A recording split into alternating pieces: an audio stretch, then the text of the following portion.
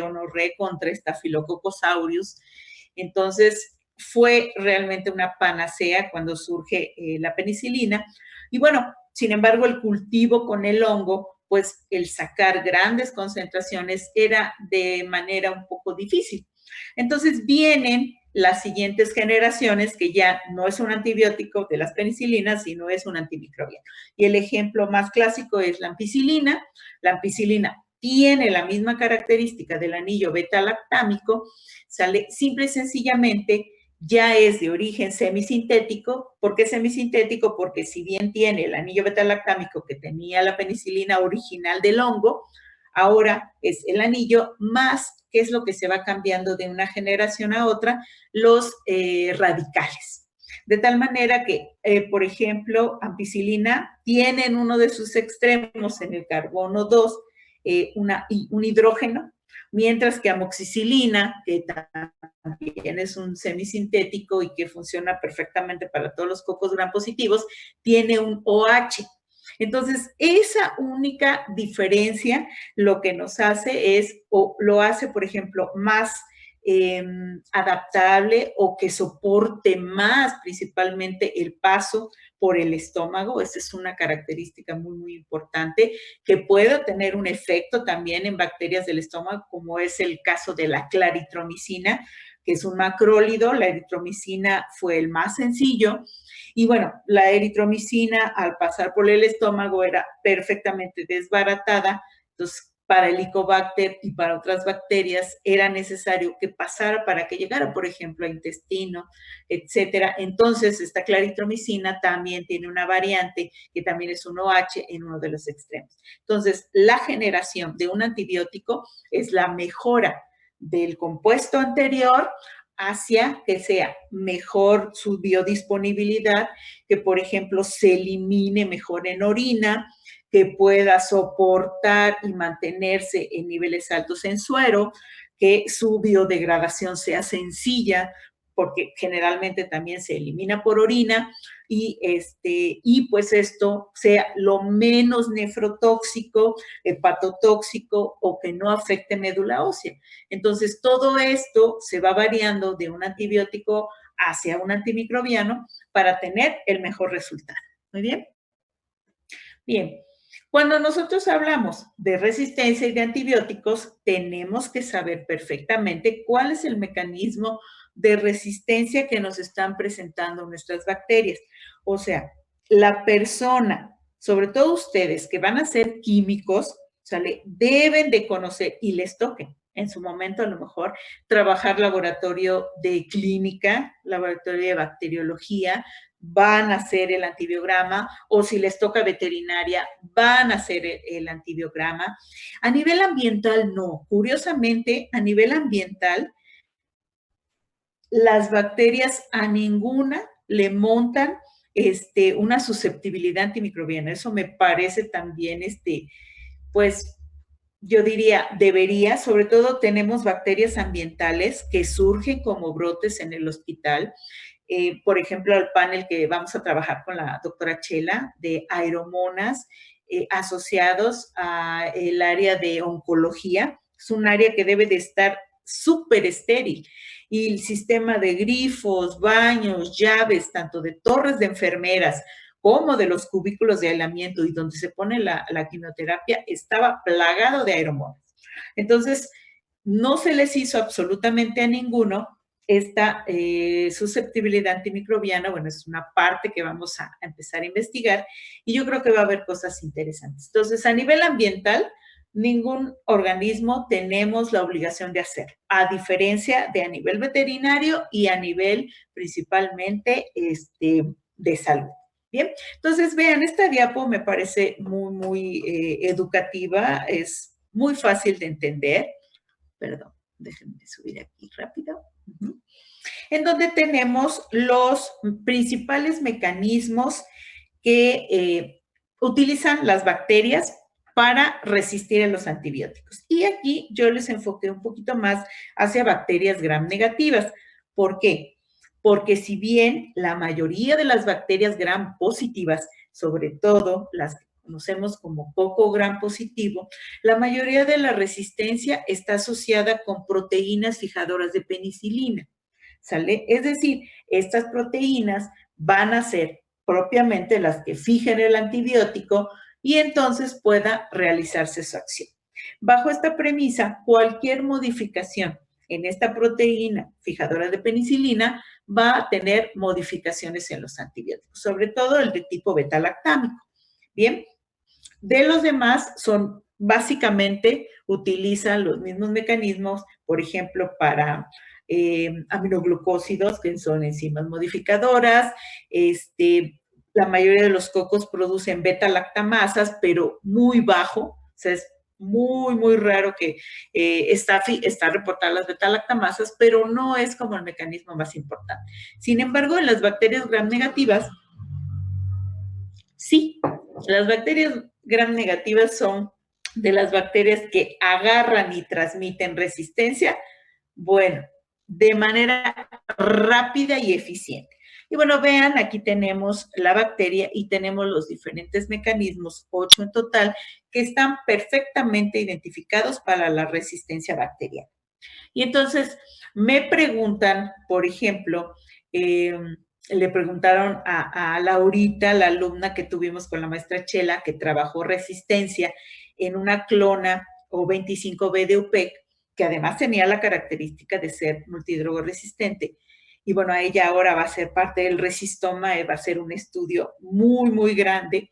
Si hay nuevos mecanismos de resistencia, ¿sale? Esta pregunta es sumamente interesante. Estos que ven ustedes son los mecanismos establecidos, que se conocen hasta el momento. ¿Puede haber nuevos? Definitivamente sí. El resistoma, algo que nos va a dar precisamente es, por ejemplo, protorresistencia. ¿Qué es protorresistencia? Es diferentes compuestos o proteínas que su principal actividad no es de resistencia. O sea, no son inhibidoras de crecimiento. Sin embargo, dentro del entorno del microorganismo pueden estar facilitando la resistencia antibiótica. Entonces, como tal, podemos decir que se trata de un nuevo mecanismo. ¿Ok? Tenemos también sustancias adyuvantes.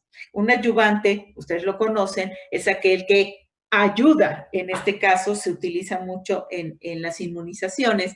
La finalidad es obtener una mejor respuesta, ya que el adyuvante lo que va a hacer es liberar mi complejo bacteriano o la proteína de interés de manera como en pequeños bloques, de tal manera que la distribución para una respuesta sea mucho mejor.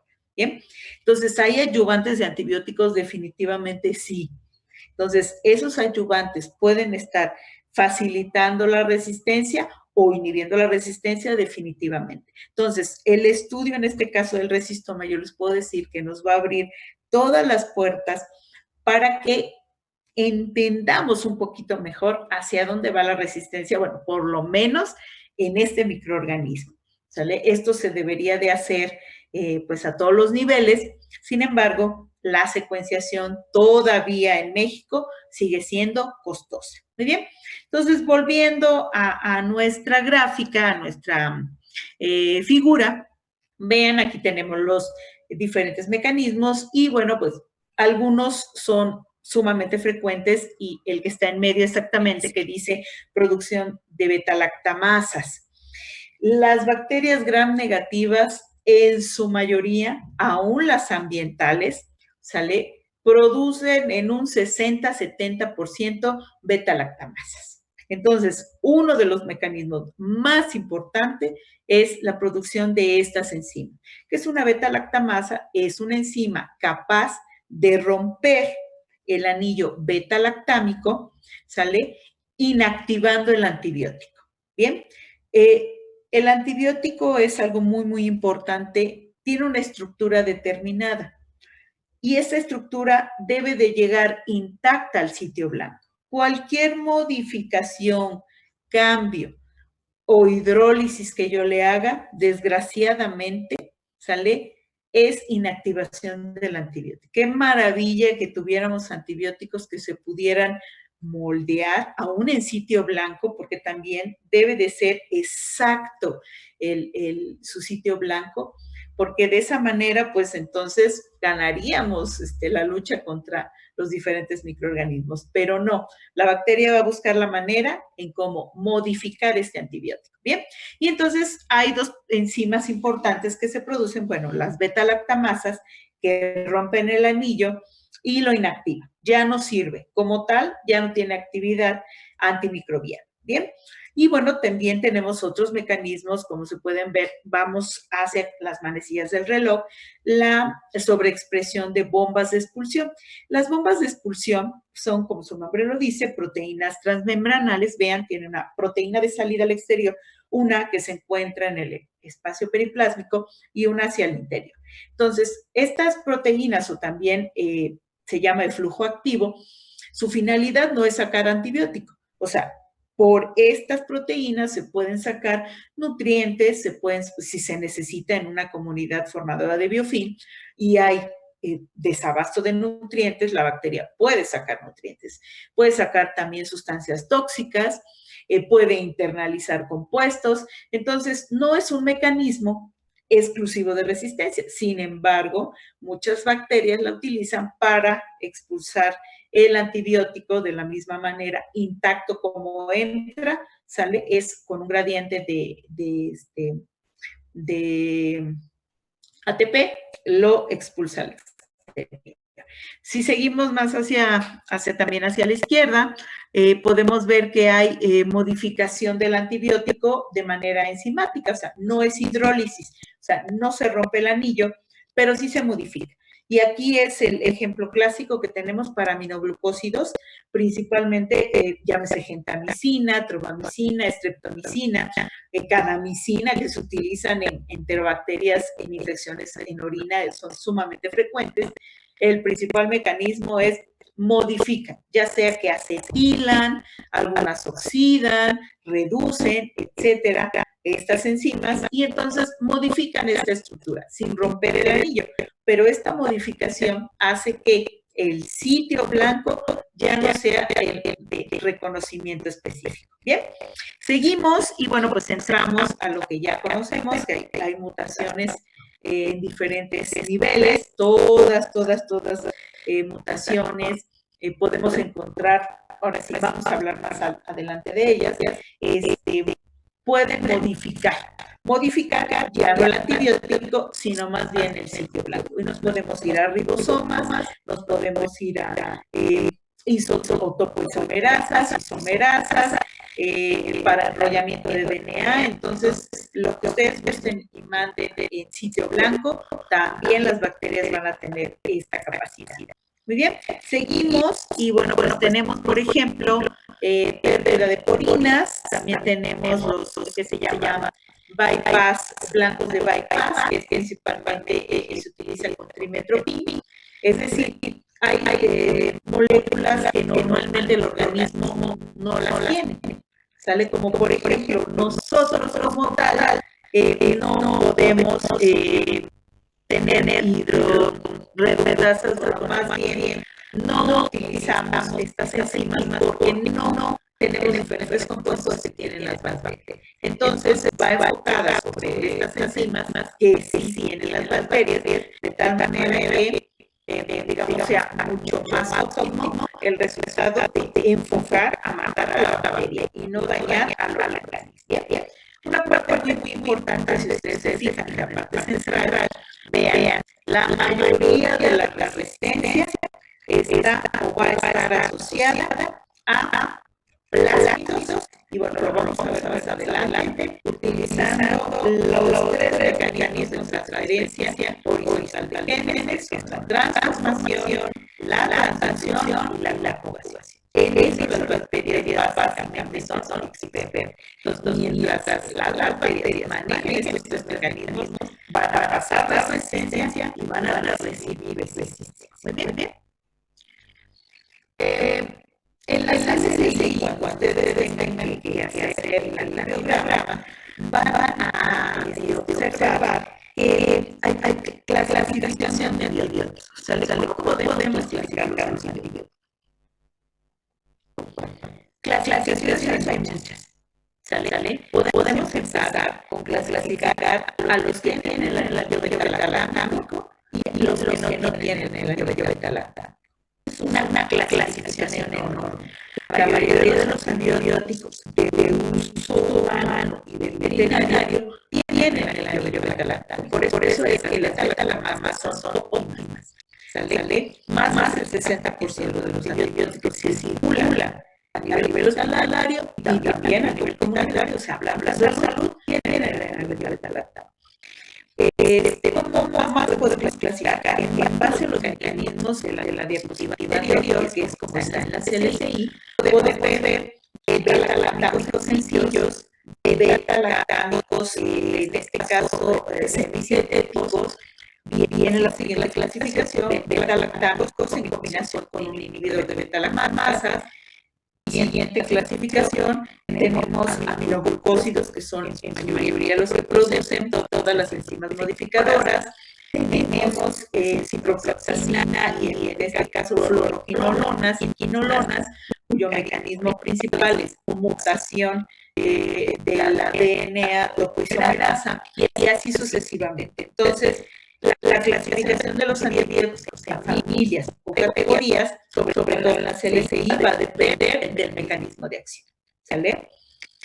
También podemos hablar, por ejemplo, de antibióticos que son inhibidos con beta-lactamasas y no beta-lactamasas, de aquellos que tienen disponibilidad en orina, los que llegan a médula ósea, etcétera. Entonces, en clasificaciones, nosotros podemos abordar la que se nos facilite o la que para proyectos, por ejemplo, de investigación, nos resulte más idónea. Muy bien.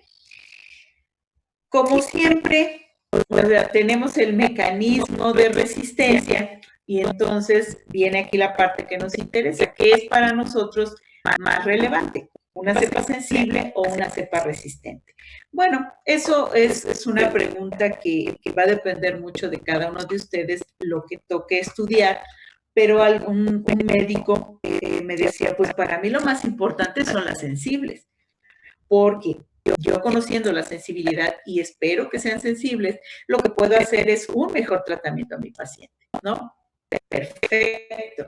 Pero si me preguntan a mí, para mí lo más importante son las resistentes, porque esas resistentes son las que de una u otra forma pueden prevalecer a nivel hospitalario, en un quirófano, en una bomba de circulación extracorpórea, en la máquina de hemodiálisis, ¿sale? Y bueno, de eso también vamos a comentar más adelante.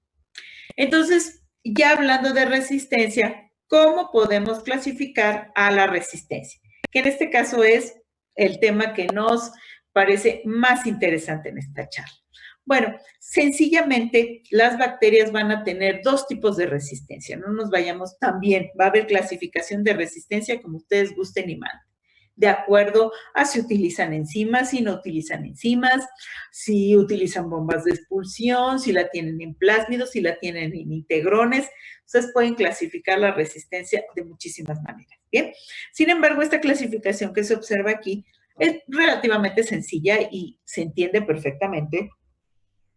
Las bacterias van a tener dos tipos de resistencia.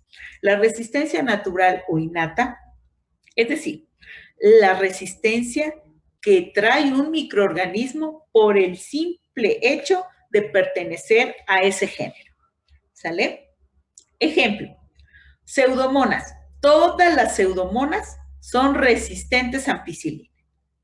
Entonces, ¿esto en qué me ayuda? Bueno, ampicilina o penicilina, amoxicilina, ¿sale? No va a ser un antibiótico que yo utilice en el tratamiento de pseudomonas y por ende no es un antibiótico que yo voy a seleccionar en el panel para ensayo de susceptibilidad antimicrobiana, ya sea por Kirby-Bauer o por concentración mínima inhibitoria.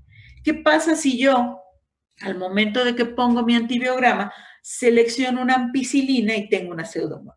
Estoy gastando el disco, estoy gastando, en este caso, un espacio de placa, no me va a servir para nada porque es obvio que va a salir resistente y no le puedo reportar al médico, sale ampicilina porque él, de su conocimiento, también sabe que no aplica la ampicilina.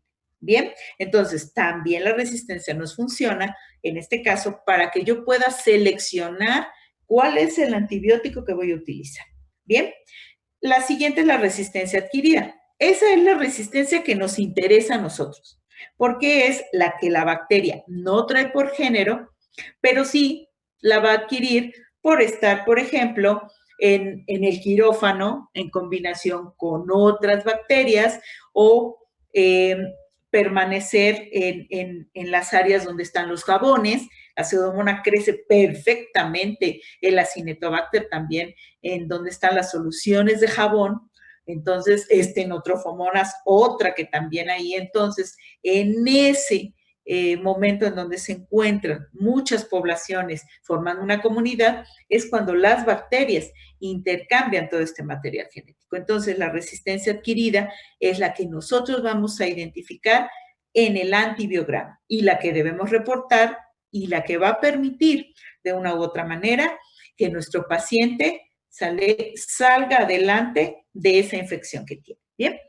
Del lado derecho tenemos, por ejemplo, otra expresión de la resistencia. Podemos también hablar de resistencia constitutiva. Es prácticamente similar a la natural. Constitutiva es que siempre la expresan, es parte de la bacteria, como ya lo habíamos mencionado, con Pseudomonas acinetobacter también, no le funciona la ampicilina, pero tenemos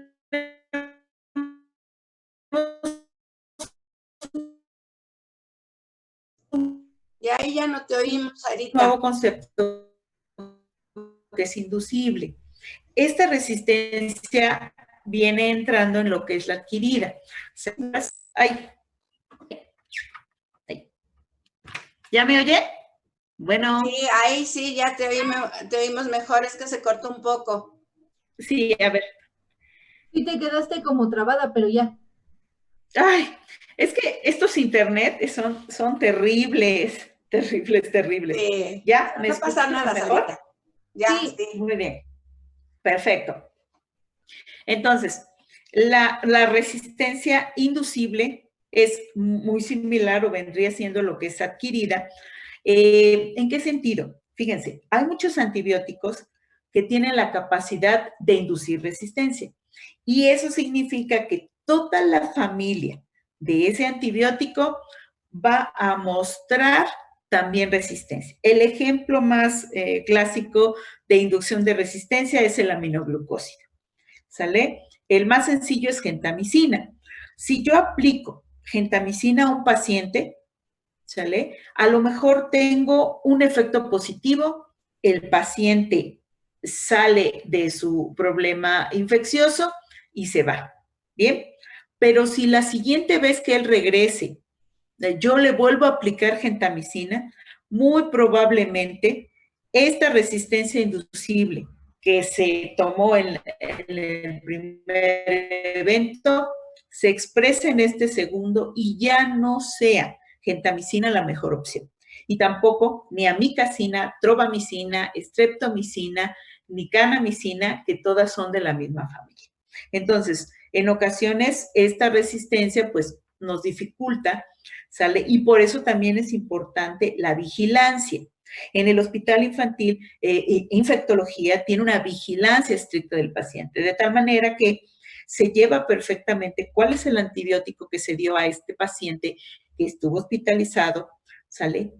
Pero se recuperó, se fue, de tal manera que si él regresa, van a su expediente, revisan todo su esquema de susceptibilidad y resistencia y encuentran que la ocasión anterior utilizaron Genta. Entonces ya no van a aplicar Genta, hacen una modificación para ahora voy a aplicar otro antibiótico. Y aquí es donde el laboratorio tiene la parte más importante, el que yo recupere la bacteria y dé el resultado idóneo de esta nueva susceptibilidad. Bien. Ya entrando propiamente, a lo que es, ¿qué vamos a hacer en el laboratorio? yo ahorita se los voy más o menos a platicar y paso, déjenme que les cuente, es una nota muy importante. Uno de los chicos que pues ya le tocó en la pandemia su clase de Bacter, llega a trabajar algo de servicio social y también de tesis, que ahorita ustedes los están presionando como locos. Bueno, y le digo, va, estos son el Kirby Bauer sobre escógeme los antibióticos, dime cómo lo vas a hacer, era una Escherichia coli, y me dices qué necesitas para pedir. Eso fue en la mañana. Y yo, en cuanto lo tengas, le digo, vienes a ver y lo revisamos. Pasaba el tiempo y digo, bueno, ¿qué estará haciendo? Bien, como a las 2 horas yo lo veía igual, estaba revisando y se veía angustiado. Y entonces le digo, ¿qué pasó? Me dice, perdón, maestra, pero es que ya no alcancé a hacerlo en Bacter. Me dice, digo, ¿cómo? Sí, dice, me dieron la teoría, pero no lo hice. O sea, me lo contaron y la verdad es que me siento un poco perdido. Entonces, el hecho de no verlo, no hacerlo, por eso yo concuerdo con las maestras, la parte práctica, sobre todo en nosotros, que vamos a salir a hacer práctica, es sumamente indispensable. Platicado, pues todo se ve maravilloso, pero en el momento en que necesitas hacerlo para saber perfectamente hacia dónde vas. Entonces, bueno, pues será llevarlo de la mano para que él hiciera perfectamente algo que a mi parecer era muy sencillo, pero pues el chico tenía razón. Yo nunca lo he hecho, no tengo ni, o sea, sí me recuerdo mis diapositivas, era lo que estaba revisando, pero pues definitivamente no recordaba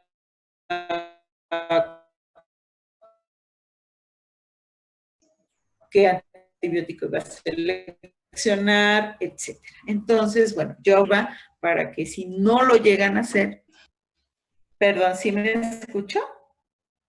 Sí, mejor, Sarita. Es que me salió un mensajito de que mi conexión es inestable. Ajá, sí. Entonces, espero no perder. Bien. Entonces, vean, cuando nosotros hacemos una susceptibilidad antimicrobiana en un hospital, en un laboratorio, aquí yo les menciono los métodos bien establecidos e identificados que podemos utilizar. Tenemos la difusión en agar con discos, que es lo que se conoce como antibiograma o más bien Kirby Bauer. Bien. Tenemos dilución en agar, ¿sale? Que también es uno de ellos. Tenemos dilución en caldo, ¿sale? La característica es, en el caso de la difusión en agar, me va a dar las categorías de sensible, intermedio y resistente, pero no me va a dar la concentración mínima inhibitoria. No como tal, como resultado. Sin embargo, es muy importante que si nosotros hacemos una curva, tanto de concentraciones, asociada con los discos, sí podemos inferir y de manera concentración. Entonces, eso de que no me lo da, bueno, no me lo da de momento, ¿sale? Pero si yo hago los estudios de regresión y aparte grafico, no tengo ningún problema. Bien, dilución en agar también me da intermedio resistente y sensible y sí me da la concentración mínima inhibitoria. Dilución en caldo es muy similar, lo único que vamos a hacer es diluir en tubos o en microplaca y también me puede dar la concentración mínima inhibitoria. Métodos automatizados son una maravilla. En el Hospital Infantil de México, ya los chicos nuevos que llegan a hacer sus prácticas, pues la verdad es que ya pocos hacen concentración mínima inhibitoria, tanto por dilución en agar o caldo. Yo en el tiempo que estuve haciendo la maestría, pues era el mejor método, tanto para investigación como para resultados muy exactos. Bien, ahora los métodos automatizados ya la mayoría ya tienen estos sistemas, ya vienen las plataformas, ya tienen los antibióticos, ya única y exclusivamente hay que escoger, digamos, el panel ideal de acuerdo, porque ahora ya vienen diferenciados. No es lo mismo una Escherichia de orina que una Escherichia asociada a neumonía, que una Escherichia asociada a meningitis. Todas son Escherichias. Sin embargo, hay antibióticos que tienen mejor biodisponibilidad, por ejemplo, ofloxa o floxacilina, es una maravilla en orina, ¿sale? Ya no hay, por ejemplo, cefalotina, ya la cefalotina ya está descontinuada, ahora está cefroxil, que es como el análogo, entonces hay que ir viendo y seleccionando. En el caso, por ejemplo, de meninges, se utilizan más ácidos a nivel de cerebro y todas sus partes externas e internas, es mucho mejor. Entonces, nos pide que hagamos una identificación previa, por lo menos que tengamos la idea hacia dónde vamos, de qué bacteria y más o menos su origen. Hay otros métodos, por ejemplo, el VITEC, que también es muy socorrido.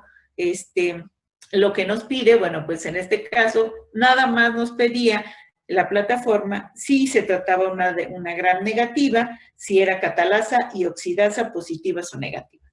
Entonces, disminuía un poco más, más bien, abría un poco más el rango que yo utilizaba de automatizar. Muy bien.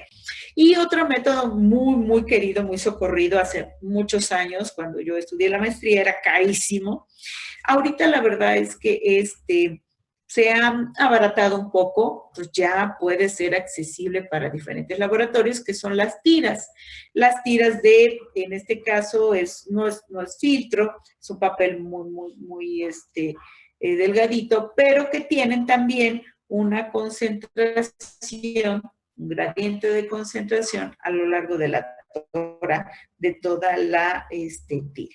Y bueno, vamos a ir mencionando cada uno de ellos y cómo se realiza la prueba. Muy bien. En el caso de la susceptibilidad en disco, aquí son como algunas ventajas, algunas bondades. Es, digamos así, el más utilizado en el laboratorio clínico porque es muy bueno, siempre y cuando tengamos todas las características. No es tan costoso, ¿sale? Como en las concentraciones mínimas inhibitorias, donde necesito la sal pura del antibiótico y no siempre hay acceso, hay antibióticos que son carísimos. El disco es un poco más económico, ya están estandarizados en cuanto al tamaño, el grosor y la cantidad que deben de traer de este antibiótico. ¿Bien?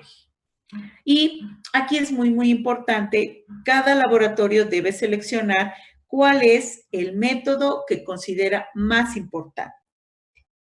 Si yo estoy, por ejemplo, aquí en el mismo, en la zona del DF, es un laboratorio clínico, es pequeño, relativamente pequeño, que me llevan, por ejemplo, hago microbiología, y eso también es importante. Muchos laboratorios pequeños ya no hacen microbiología, la maquilan.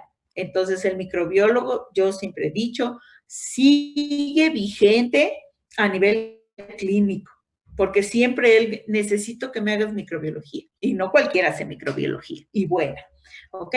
Entonces, dependiendo del laboratorio, es el método que se sugiere utilizar. En laboratorios pequeños, el Kirby-Bauer saca perfectamente el trabajo, y los discos son redituables en el sentido de que se va movilizando estos discos individuales. Sin embargo, en el hospital infantil, donde nada más orina, son 80 diarias, sale la mayoría positivas, más aparte de hemo, tenemos hemos, yo creo que prácticamente diario, entre toma 1, 2 y 3 en 24 horas, hasta 200 hemos. Bien, y bueno, diversos heridas, como hay quirófano, puntas de catéter, entonces la cantidad de microbiología que se hace en este hospital es altísima. Entonces, bajo esa premisa, un Kirby-Bauer no ayudaría demasiado para fines del resultado. Entonces, por eso tenemos los sistemas automatizados. El último que se utilizó fue el del VITEC, pero ahorita, por ejemplo, están utilizando MALDI-TOF de identificación y tienen aparte otro de Biomeriux que hace exclusivamente susceptibilidad. Entonces, de esta manera, compensan y obtienen los mejores resultados. Sin embargo, déjenme decirles, cuando algún resultado sale dudoso, ¿sale? La química encargada de resistencia monta su plaquita, ¿sale? Con discos como si fuera un Kirby Bag. Entonces, siempre así como dicen, bueno, pues los viejitos, las pruebas de antaño nunca mueren, es verdad, nunca mueren. Ella saca sus discos y confirma algún resultado que ella considera de gran importancia, sobre todo en los estafilococo aureus meticilino resistentes. Para esto ya las placas automatizadas utilizan oxacilina y utilizan cefoxitina. Sin embargo, en ocasiones los resultados están en el rango que sí es tantito más lo leen concentración, resulta que es meticilino resistente, poquito menos meticilino sensible. Entonces, estos son los que ella personalmente en sus plaquitas confirma prácticamente diario. Bien, entonces, bueno, aquí vienen algunas opciones. ¿Cuál es, digamos así, la carga de trabajo? Siempre deben de tenerse todos los controles, eso es muy, muy, muy importante. Qué tipos de antibióticos se van a utilizar por cada bacteria y, bueno, que sea óptimo en este caso para el laboratorio. Bien, ¿y qué pasa con el Kirby Bauer? Es un método rápido, no lleva demasiado tiempo, es relativamente sencillo, aunque hay que tener todo el material, eso es importante. Cuando yo me voy a poner a hacer resistencia, tengo que tener todo. No es de que, ay, me faltó el hisopo y ya me paré. Ay, me faltó el disco y ya no sé qué. Ay, y no tengo la placa, etcétera. Ay, tienen agua, etcétera. Entonces, deben de estar todo el material listo y el método es relativamente fácil, ¿sale? La interpretación tal vez lo que sea un poquito más difícil. Es económico porque aunque los discos no son tan baratos, una caja de 10 cartuchos, por ejemplo, de trimestoprim con sulfametoxazol, que es uno de los más baratos, ya está en 3,600, tiene 10 cartuchitos y cada cartucho 50. Entonces, bueno, si no es muy barato, sí en comparación de comprar la sal pura, como es el caso de vancomicina, 1 gramo de vancomicina pura cuesta 30,000 pesos, entonces imagínense de dónde sacamos tantísimo dinero. Bien, otra característica es el Kirby Bauer, es para bacterias de crecimiento, en este caso no exigentes, ¿sale? Todos los paneles son para aquellas que son de crecimiento sencillo, de 18 a 24 horas, que no requieren concentraciones o aditivos. Por ejemplo, en el caso del Helicobacter, el usar el Kirby Bauer no aplica. El Helicobacter crece de 3 a 5 días. Entonces, en 3 días, ese disco que ya hubo difusión se pudo haber secado, entonces el resultado no es verídico. Bien, ¿qué usamos en estas bacterias? Que además es una microaerofílica porque hay que meterla dentro de un frasco, imagínense echar todas las placas de disco. El método de difusión, tanto en caldo como en placa, dilución, perdón, nos funciona mejor. Entonces, simplemente para bacterias no exigentes. Y aquí entran muchísimas. Entran todas las enterobacterias, que son pan de cada día en un hospital. Créanme, siempre, siempre, cada infección, ¿sale? En la mayoría de los hospitales son múltiples, ¿sale? Y siempre hay una enterobacteria implicada, siempre. Más aparte, otras cosas, ¿bien? Pero las enterobacterias son pan de cada día y de todas. No es así, diga, ay, esa nunca la he visto. De todas, sobre todo en hospitales que tienen hospitalización, llámese así. ¿Ok? Y bueno, ¿en qué consiste la técnica? Bueno, simple y sencillamente, como dice ahí, en una placa que ya impregnamos perfectamente con nuestro cultivo bacteriano, sale con un hisopo, vamos a colocar los disquitos de manera proporcional en distancias.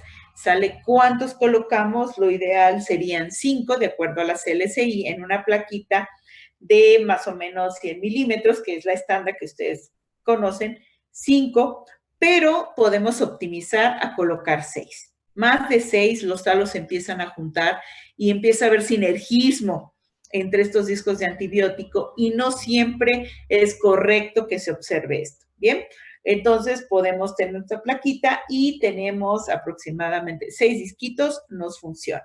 ¿Ok? Esta placa, una vez que está perfectamente sembrada y con los discos, ¿qué es lo que procedemos? Se incuba 18 a 24 horas a 37, 35, 37 grados centígrados y vamos a leer y medir los salos que nos va a proporcionar cada uno de los discos para determinar, de acuerdo a las tablas, si es sensible, intermedio y resistente. Muy bien. ¿Qué puntos debemos de tomar en cuenta? O sea, a pesar de que es sencillo el procedimiento, también es cierto que no por sencillo lo voy a descuidar. Primero, debe ser un crecimiento reciente de 24 horas mínimo, ¿ok?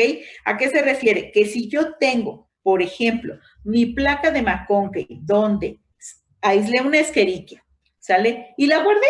¿Por qué? Porque, bueno, pues no la puedo desechar hasta el momento que entregue el resultado y el médico me firme de que está de acuerdo. Resulta que él quiere que confirmemos de ese aislado, sale el Kirby Bauer.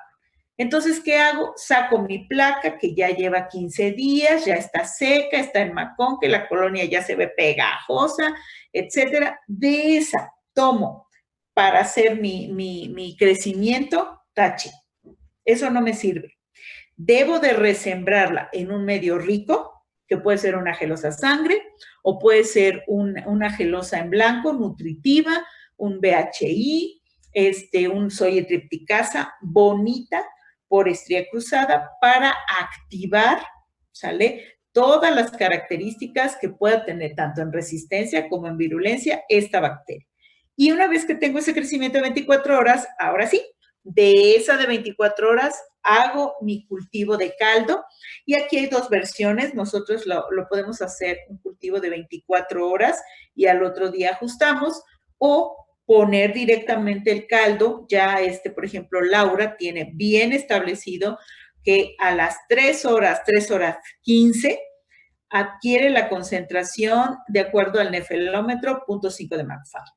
Entonces ella llega muy temprano, ya de su placa de 24 horas, checa morfología, identifica un solo morfotipo, coloca su caldo, lo pone como a las 7:30, va a desayunar a su casa porque vive enfrente y cuando ella llega a las 3 horas, prácticamente como magia, está ajustada. Muy bien. Hay algunos alumnos que prefieren sembrarlo todo 24 horas, obviamente al otro día está mucho más concentrado y lo único que ellos hacen es ajustar a un tubo limpio y entonces cualquiera de las dos es como la mejor opción. Alguna vez alguien me preguntó, bueno, ¿qué tan bueno es que yo ajuste a partir de la placa con una colonia? Se puede hacer, sin embargo, no es tan recomendable en el sentido de que, aunque nosotros disgreguemos muy bien la colonia, ¿sale? Siempre quedan pequeños grumos que al final de cuentas son concentración bacteriana que excede a lo ya establecido. Entonces, siempre se sugiere que sea de un cultivo en caldo. Bien, sin embargo, si yo no tengo tiempo, si yo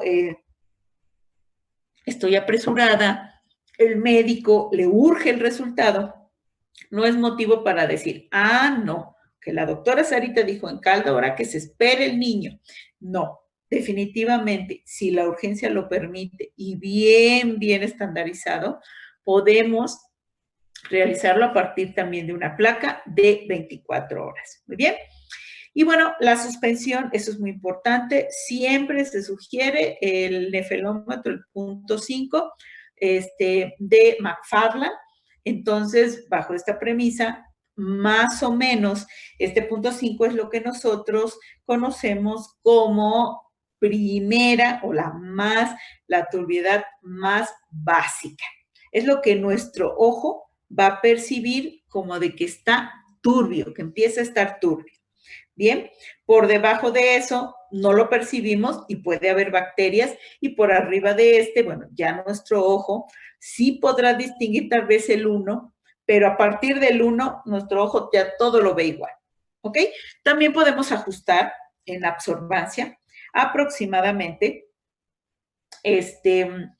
El nefelómetro de McFarland, el 1, aproximadamente tiene una densidad óptica aproximadamente 0.6 a 0.8. Entonces, con esa más o menos podemos ir ajustando también, si nos gustan las matemáticas, diluyendo caldo limpio con concentración que nosotros leemos en el espectro. Bien, ¿qué otra cosa muy importante? Las placas. Las placas deben de tener una profundidad medida, aproximadamente 4 milímetros, máximo 5. Entonces, bueno, si nosotros vaciamos nuestras propias placas en el laboratorio, pues, y no tenemos dispensador de volumen, pues, aunque seamos un experto, como decía un compañero, es que el señor ha vaciado sus placas los 30 años que lleva aquí, y sin embargo el volumen nunca es exacto. Entonces, si bien le quedan muy parejitas, también es cierto que siempre tienen errorcitos de más volumen de menos volumen. Entonces, para el caso del Kirby Bauer, por lo menos en el hospital, compramos las placas ya listas, diferentes casas comerciales, la que ustedes gusten y manden. Esto nos facilita en el sentido de que el volumen está ajustado y la difusión del disco, ¿sale? Va a ser exactamente igual en todas. Si manejamos placas con diferente volumen, por ejemplo, pueden ser, todas son pseudomonas, pero son de diferentes aislados. Entonces resulta que la placa más flaquita, la difusión es más amplia y las diferencias en disco pueden ser de 1 o 2 milímetros. Y bueno, 1 o 2 milímetros no es mucho, me dirán ustedes, pero si ese 1 o 2 milímetros es el rango de sensible a resistente, ya los va a hacer dudar, ¿ok? Entonces, se sugiere en este caso volumen. El volumen está ajustado a 20 mililitros de preferencia. Si ustedes van a preparar las placas, o de preferencia con pienes, parte importante. El sembrado es con hisopo. Entonces, ¿qué debemos de tomar en cuenta? Ya también Laurita lo tiene perfectamente estandarizado. Los hisopos, bueno, pues no nos los proporciona el hospital, los compramos. Entonces, no es lo mismo hisopo hecho con palito de madera que hisopo también comercial, pero con palito de plástico. Entonces, las diferencias que se observan pueden variar en milímetros, pero siempre existe esa duda, sobre todo en algunas bacterias, que queda entre intermedio y resistente. Entonces, hemos estado usando el que nos funciona perfectamente bien, ha sido el de mango plástico, sale con hisopo ya también hecho, perfectamente comprimido. Entonces, ella tiene muy bien estandarizado, coloca su hisopo ya en la suspensión y el tiempo que ella lo deja impregnar también lo tiene como cronómetro. La verdad es que los resultados que ella sacó fenotípicos son una maravilla. Entonces, ella espera 30 segundos y tiene ahí su cronómetro específicamente, 30 segundos impregnando, ¿sale? Una vez que impregna, porque estos hisopos no son como los algodones que hacemos, digamos así, pobremente cuando hicimos servicio social. Entonces, el tipo de presión que ella ejerce para liberar el exceso de inóculo también. Ella da 3 giros perfectamente, presionando y sacando el hisopo del tubo. Ni 4 giros, ni 2 giros, ni 1 giro, sino 3 exactos. ¿Esto qué es lo que me está garantizando? Pues el menor capacidad de error o característica de error en cuanto lo haga siempre de la misma manera. Bien, después de que exprime el exceso, saca su hisopo y entonces aquí, como dice, debe ser un sembrado en 3 direcciones, ¿ok? Lo que se sugiere siempre son 3 direcciones. Doctora, pero hoy estaba yo de mejor humor y le di 4. Ayer estaba yo grinch y ya me tenía yo que ir porque tenía mi clase y nada más le di 1. No, deben de ser 3 direcciones. Entonces, siempre se sugiere la descarga del hisopo, porque igual, aunque se ha presionado para liberar el exceso, trae una carga, descarga central y le da en 3 direcciones de manera muy pegadita, gira 2 y 3. Y al final da una pequeña vuelta en el borde con la finalidad de que no quedara, primeramente lo que queremos es un césped, entonces no sirve que haya zonas abiertas y sobre todo alguna gotita de agua de condensación que quedara en la orilla. Muy importante, las placas para hacer Kirby Bauer no deben de tener agua de condensación. Entonces, normalmente ella la saca en la mañana cuando va a hacer su procedimiento y en lo que el cultivo está, las placas se airean y no hay ningún problema. Cuando las placas tienen mucha agua de condensación, esa agua me dirán, pues sí está estéril, pero finalmente puede interferir en la lectura y en el crecimiento, entonces las ponemos a secar en las campanas de flujo. De tal manera que la placa que se utiliza no lleva absolutamente ni una gota de agua de condensación, ni en la tapa, ni en la base de la gana. Bien, de ahí pues colocamos los disquitos, ¿sale? Ya había dicho, máximo 6, digamos 5 alrededor y uno en la parte central, aunque la CLSI sugiere que sean 5. Muy bien, esto puede ir optimizando de acuerdo a cuánto es la N de discos que ustedes van a colocar. ¿Sale? Bien. ¿Qué discos colocamos? Ahorita les voy a indicar cómo seleccionamos. Bueno, incubamos 18, máximo 24 horas y leemos.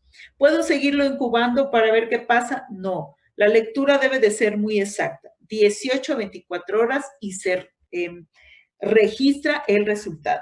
¿Puede haber variaciones? En los salos es muy difícil que me digan, por ejemplo, que mi halo me dio de 18 milímetros y si lo dejo incubando 24 horas, a lo mejor ahora me da de 14. Es muy raro, nunca hemos observado eso. Sin embargo, sí hemos observado que después de 24 horas más, puede haber la presencia de 1 o 2 colonias en la zona de inhibición. Y entonces, ¿qué nos hace dudar? ¿Fue contaminación? ¿De verdad tenemos una clona resistente o más bien tolerante? Porque fue por tiempo. Las resistentes salen en ese momento. ¿Sale? Después de 24 horas. Si tuviéramos 2 poblaciones, la resistente enseguida se vería. Pero como son más de 24, la pregunta es tolerante, etcétera. Entonces, en ese caso, pues hay que reportar a las 24 y hacer perfectamente un cultivo con diferentes fases de la bacteria para ver si no tenemos más de un morfotipo. Muy bien. Vean, aquí se observa, es un ejemplo como después de 24 horas ustedes van a sacar su plaquita y lo que procede es leer los halos. Los halos sí se leen o los veo a contraluz y como que más o menos digo que es. No, se leen. Y bueno, lo ideal es como en la figura del lado izquierdo hasta abajo, es utilizar un vernier. Eso sería lo más maravilloso. Hay verniers ya digitales, ¿sale? Que hasta nos miden si es 11.5, 11.3, etcétera. Entonces, son una maravilla. Si no, pues por lo menos un vernier manual, de los que se movilizan con el perno, funciona, eso es lo ideal. Bueno, no tengo vernier porque somos un laboratorio pobre, entonces por lo menos una reglita, pero una reglita que sea exclusivamente para eso. O sea, no voy a agarrar la regla con la que separamos las hojas, con la que cortamos los folios, con la que mi compañera divide la bitácora con lápiz graso, etcétera. Entonces, la sugerencia es tener una reglita de preferencia metálica. Las metálicas están un poquito, digamos así, mejor calibradas que las reglitas plásticas, que pues es la del hermanito en la primaria con la que dibuja la casita. Entonces, tener nuestros utensilios de trabajo. Y vean, la placa se observa perfectamente. Vamos a leer todos esos halos y los vamos a comparar con nuestro estándar, el que seleccionemos, dependiendo en la parte del mundo en donde nos encontremos, porque a lo mejor muchos de ustedes se van a ir, por ejemplo, a España, o a Sudamérica, Estados Unidos. Entonces, el estándar que en ese momento sea el más utilizado es el que van a usar. ¿Bien? La mayoría de las veces podemos leer perfectamente un diámetro. El diámetro se lee en milímetros. Como me decía una de mis alumnas, 1.8. No, lo correcto es 18 milímetros. Siempre es en milímetros. O sea, entiendo que para ella sea 1.8, pero el resultado se debe de escribir como 18 milímetros. ¿Bien? Muy bien. Una vez que nosotros leemos, vamos a comparar. Sin embargo, hay casos que siempre deben de ser muy revisados y analizados. Por ejemplo, aquí se observa, vean, hay discos en donde no tiene absolutamente ningún halo de inhibición, ¿sale? Prácticamente es resistente. Cuando yo veo un disco así, ¿sale? Lo primero que pienso es que es un antibiótico que no aplicaba para esa bacteria, ¿sale? Por ejemplo, un disco de penicilina o ampicilina para pseudomonas me daría así, sin absolutamente ningún halo de inhibición. Es más, si yo levanto el disco con mucho cuidado, por debajo también hay crecimiento. Bien, la resistencia adquirida en bacterias aún muy resistente dan halos muy pequeños, 1 o 2 milímetros, ¿sale? Después del disco, pero lo dan. Entonces, cuando yo veo un disco así, casi puedo pensar que o el disco no sirve, ¿sale? O no es un disco de antibiótico que aplique para esta bacteria. ¿Y por qué les digo el disco no sirve? Está precisamente trabajando Leda con sus aeromonas ambientales. Desconocemos cuál es la resistencia. Para nosotros es algo nuevo y sumamente interesante. Entonces, empiezo a observar el meropenem y le sale así, ni un halo de meropenem, nada de meropenem. Y veo una y veo otra, y ella está tomando nota. Eso es, digamos así, lo que cuando empiezas a trabajar resistencia te tiene que llamar la atención. Meropenem es un antibiótico hospitalario, es una bomba de sabor y es lo que mejor tenemos para bacterias intrahospitalarias. Cuando tengo mucha resistencia a meropenem, ¡pum!, mis antenas enseguida van a ver qué está pasando. Y empiezo a revisar. Y aparentemente hay otras que sí tienen algo de sensibilidad. Digo, muy bien. Entonces, no es que el disco a lo mejor no funcione. Hay sensibles y resistentes.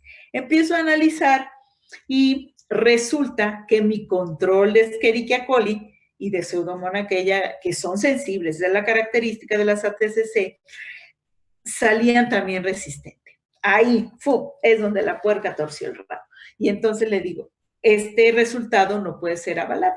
Ya platicando qué había hecho, pues resulta que había 2 tubitos, uno abierto y uno cerrado, de discos. Entonces, pues se le hizo muy fácil, puso los abiertos y después se le acabó y puso los cerrados. O sea, no quiso sacar otro, o más bien no quiso molestarme a mí para que yo le diera otro, y puso. La diferencia es que sí, ahí es donde nosotros empezamos a observar que ese disco no funcionaba, ¿sale? Y ese mismo disco fue el que le puso a la cepa de referencia. Sin embargo, los halos que mostraban otras cepas en el disco, que estaba perfectamente en buen estado, era grande y bonito. Entonces, eso es lo que ustedes, cuando hagan resistencia, les tiene que llamar la atención. No es nada más medio el halo, medio resistente, se lo anoto al médico y que se vaya. Hay que analizar qué resultados obtenemos. Muy bien. Otra que se ve muy importante y que es también muy frecuente en la foto de la parte inferior, lado derecho, junto al disco que no tiene halo, es la presencia como si fueran 2 halos. Uno se ve perfectamente delimitado y se ve un segundo halo donde tenemos algunas, ya se ven colonias, fíjense, ya no es un césped, sino pequeñas colonias. Esto me está hablando de que por ahí tenemos muy probablemente 2 poblaciones. Entonces, ¿qué hago en estos casos? Leo el halo externo, leo el halo interno y anoto precisamente una observación de que se está mostrando 2 poblaciones. Puede ser que aún la primera población sea sensible, la segunda población también sea sensible, pero está variando la concentración. Si esto fuera un MIC, podría ser que uno es sensible a 1 microgramo y el otro pueda ser resistente ya a 2 o sensible a 0.5 y sensible a 1. Aquí lo importante es que desde el punto de vista fenotípico de la bacteria nos puede hablar de que se trata de 2 bacterias diferentes o que están sumamente relacionadas, pero ya está teniendo algunas características que pueden ser desde mutacionales, transferencias de genes, etcétera, que las hace diferentes. Entonces, ¿qué procede en este caso? Bueno, pues nos vamos a la placa original y lo que hacemos en el hospital, picamos de 5 a 10 colonias al azar y montamos el mismo disco. Y curiosamente, bien, una sola colonia. Ajá. Y curiosamente las hemos identificado. Morfología, se ven idénticas, sobre todo en Escherichia, igualitas, pero al momento de la sensibilidad varía de una a otra colonia. Entonces, las separamos perfectamente y hablamos de que tenemos, por lo menos en ese paciente, 2 poblaciones bien identificadas de la misma, del mismo género bacteriano. Bien. Los resultados ahorita los vamos a ver en las LCI, cómo se van buscando. Y bueno, pues ya habíamos hablado de muchas desventajas, ventajas. Pues al ser un método sencillo, tiene muchas ventajas en cuanto a la facilidad, pero también tiene desventajas. El que yo no tenga las placas del mismo milímetros de grosor, que siempre haya bastantes variables, por ejemplo, que mis controles no den dentro del rango, mis propios discos, aparentemente, como en el caso de la chica con aeromonas, el disco cerrado funciona perfectamente bien, pero el otro que estaba abierto y que él estaba igual en el refrigerador, están a temperatura controlada. Se le hizo muy fácil sacarlo del otro frasco, ya no funciona. Eso habla también de que una vez que un disco se abre, normalmente siempre tiende a hidrolizarse el antibiótico, el oxígeno les hace un poco daño a todos estos antibióticos, entonces tenemos diferentes fallas. Muy bien. Control de calidad, esto es muy importante. ¿Qué cepas debo de utilizar como control de calidad?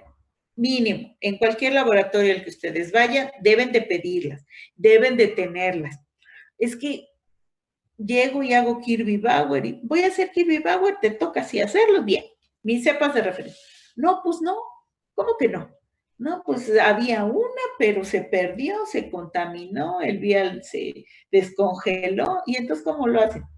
Pues todo está bien, le dicen a una de las chicas. No, ¿cómo que todo está bien? Pues sí, y ya, así reportan. No, prohibidísimo. También es, de acuerdo a las normativas de COFEPRIS, debemos de trabajar con las cepas de referencia bien establecidas. Y estas están en las LCI y hay muchísimas, ¿sale? Ustedes pueden seleccionar la cepa de referencia de acuerdo a lo que ustedes tengan, que en esa zona es endémico de salmonela. Bueno, hay cepa de referencia para salmonela.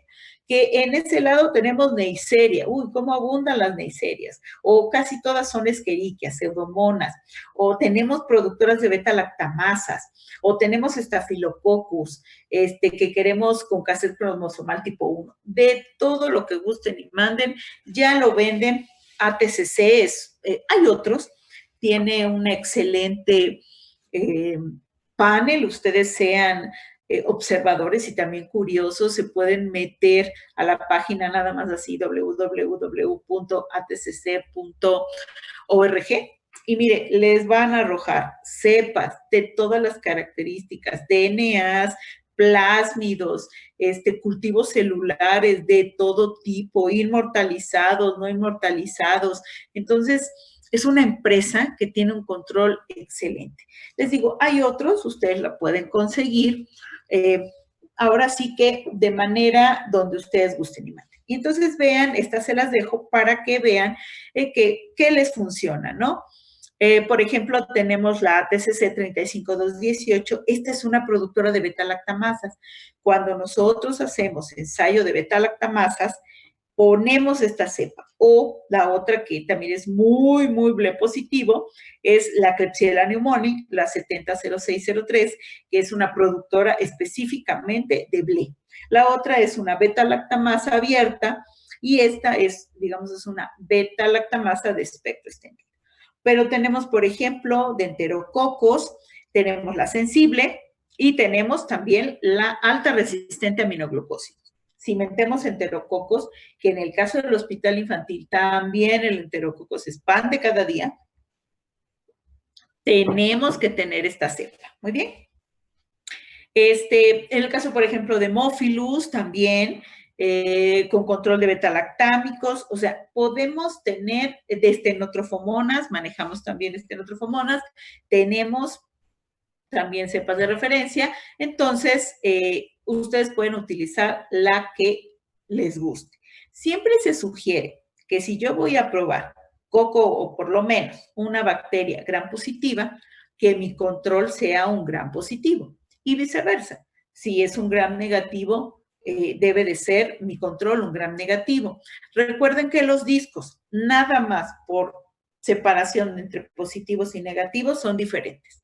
Entonces, si yo, es que no tengo otra y solo me queda un enterococos fecalis, voy a tipificar un fecalis, pues le voy a meter una Escherichia coli. Para fines prácticos, hay antibióticos que van a compartir, pero hay otros que no. Por ejemplo, vancomicina. Vancomicina es la mejor opción en fecalis porque, y todos los aminoglucósidos, porque vancomicina es la mejor opción. Entonces, y hay mucha resistencia. Vancomicina, la Escherichia no me sirve propiamente para vancomicina. Entonces, de preferencia, tener estos paneles bien establecidos de cepa. Otra cosa muy importante, las cepas de referencia, cuando se piden, siempre se las van a mandar en fase 0. Así dicen normalmente, por ejemplo, a TCC las mandan en ampolletas con triple embalaje. Esa es otra cosa muy importante. Ya en algún momento platicaremos de bioseguridad y etc. Triple embalaje, es decir, viene leofilizada en su ampolleta, la ampolleta viene en una segunda ampolleta, la cual viene reforzada, ¿sale? Y además trae como si fuera un pequeño papel absorbente, que es como si fuera un polímero plastificado absorbente, ¿sale? Y esa la mandan en un contenedor plástico, que son, en este caso, el triple embalaje. Bien, es como debemos de recibir una cepa. Bajo esta premisa, procedemos a hidratarla de acuerdo a las indicaciones que también trae toda su ficha. Las fichas, muy importante, las fichas ya no las tiramos. Normalmente, llegó, qué bueno, tiras el papel donde es el certificado y empiezas a trabajar. Nosotros ahorita, como un laboratorio de tercer nivel, sobre todo los que tenemos biocustodia, tanto de líneas celulares como de cepas de referencia, nos están pidiendo los certificados. Eso era algo que antes más o menos de 2014, pues no, nunca nos lo pedían. Ahora todos los que tenemos biocustodia nos piden nuestro certificado. Eso avala que tú compraste esa cepa y que es una cepa de referencia que trae todas las características que indica, en este caso, tu certificado, y que no fue una cepa que, pues, comúnmente, ¿qué es lo que hacíamos antes? Oye, regálame una asadita. Y yo le regalaba una asadita y él le regalaba otra asadita, y el chiste es que entre asadita y asadita, la cepa ya tenía como 400 pases. O sea, eso nos pasaba mucho, temo decirlo, con la doctora Silvia Yono. No, esa es otra cosa. Ya eso de los pases masivos no nos sirve. Aunque las cepas son muy estables, sí van perdiendo características. Entonces, no se puede mantener eso. Primero, pues el certificado. Segundo, una vez que se hidratan, la sugerencia es hacer, eso es lo que hicimos nosotros, por lo menos toda una plataforma, ¿sale? De esas cajitas que se ultra congelan, que tienen 96 a 100 viales, hacemos una caja perfectamente completa, ¿sale? A partir, y esa sería nuestro pase 1, porque recuerden que la mandan en pase 0. Al momento que ustedes la hidratan, ¿sale? Sería el paso 1, digamos, pase 1, y ustedes la resiembran, verifican, obviamente, si es un coco, que dé la catalasa, que dé la oxidasa, si es de susceptibilidad, que dé perfectamente los discos y debe de estar dentro del rango, ni 1 milímetro más, ni 1 milímetro menos, ¿bien? Una vez que ya la identificamos, entonces conservamos toda una caja completa. ¿Y qué es lo que vamos haciendo? ¿Sale? Se saca un vial, empezamos a trabajar, cada determinado tiempo, aproximadamente esta cepa no le damos más de 10 pases. Después de un 10º pase, la cepa sigue viva totalmente, ¿sale? Pero sacamos un vial nuevo. Por eso es que la sensibilidad, por lo menos a nivel de investigación, la programamos de tal manera que van a sacar cepa, todos tratamos de hacer susceptibilidad el tiempo que más se requiera. Bien, entonces de esta manera mantenemos la cepa, digamos, en el menor número de pases y tenemos menos resultados, pues, cruzados o erróneos. Bien. Rápidamente, tenemos también, bueno, eso es en el caso del Kirby Bauer, ¿sale? Ya vimos que necesitamos cepas control, necesitamos hisopos comprados, utilizamos X volumen de caldo, todo bien estandarizado. Y bueno, pues leemos. Ahorita les voy a indicar por qué la lectura para todos es básicamente similar. Bien. ¿Qué otro método tenemos que lo vimos allá? Yo lo hice cuando hice mi tesis de maestría y es un ejemplo bastante bueno. Es la dilución en agar. La dilución en agar es muy buena en el sentido de que sí me da la concentración mínima inhibitoria per se, que es el ejemplo que ustedes ven del lado izquierdo. ¿Bien? Normalmente utilizamos lo que se conoce como replicador de Stirr, que es el aparatito que se observa ahí. Y bueno, ¿qué es lo que hace? Pues vean, es una placa de metal que tiene pequeños pozos. Bien, y encima de este pozo tiene como si fuera una parte con muchos dientitos. Cada uno de estos dientitos está perfectamente calibrado y se introduce como si fuera la tapita de la basecita con agujeritos. ¿Bien? ¿Qué es lo importante aquí? Las puntas están calibradas, no crean que, ay, esta está más chata, esta está más chueca. No. La finalidad de la replicación de Stirr es, como su nombre lo dice, tomo una pequeña cantidad y lo pongo sobre mi placa, que es la que se observa. Y entonces me va a arrojar aproximadamente 10 microlitros de mi cultivo, ¿sale? En una gota casi perfecta. ¿Sale? Que si yo me pusiera a ponerla con una pipeta, a lo mejor tendría error de pipeteo, tendría error al momento de dispensar o tendría error con la punta. ¿Bien? Entonces, cuando yo coloco mi suspensión igual de McFarland bajo las mismas condiciones de una placa de 24, la coloco 250 microlitros. Cada réplica que yo dé me va a colocar en la puntita 10 microlitros. Y esta plaquita dejo que se impregne, la llevo a incubar, ¿sale? Y empiezo a leer qué bacteria crece y qué bacteria no crece. Lógicamente no es una placa, como su nombre lo dice, es una dilución en agar, es decir, voy a tener un panel completo de placas de acuerdo a lo que establece la CLC, desde la concentración de menor antibiótico hasta la concentración con mayor antibiótico. Y desde ahí puedo decirles, está por debajo, punto 125, a veces podemos poner por debajo, punto 2, punto 5, 1, todas las concentraciones del antibiótico. El antibiótico, ¿cómo se prepara? Con una solución stock y de esta stock vaciamos un volumen determinado de tal manera que cada placa tenga una concentración específica del antibiótico. Bien, también la CLCI trae los cuadros con los que ustedes se pueden apoyar, sale para hacer esta dilución en agar.